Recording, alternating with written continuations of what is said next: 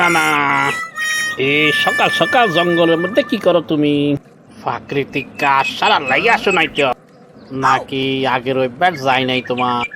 রামসু তো কইলো নানির লগে ঝগড়া করে মাঝে মধ্যে জঙ্গলে বসে থাকতে তুমি। তা এখন কার লগে ঝগড়া করছে? নানি তো এখন নাই, ঠান্ডা তো লাগি যাবে শরীরে। সকালে একটু আলো বাতাস লাগানো আর কি, বাসাতে আর কত থাকবো।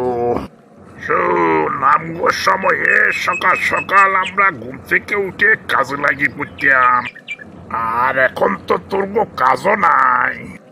অফিস শুরু হয় 10টায়। সকালের কাজের মধ্যে বেশি বরকত, আর সকালের প্রাকৃতিক আলো বাতাস এটা শরীরের জন্য অনেক উপকারী। তোমরা তো এইসব দেখছ না, ঘুমাস রাইট করি।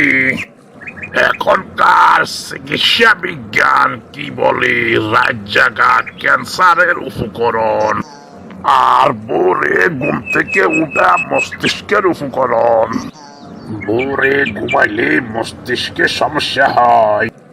তো নানি আর আমরা তো ভোরে ভোরে উঠে যাই।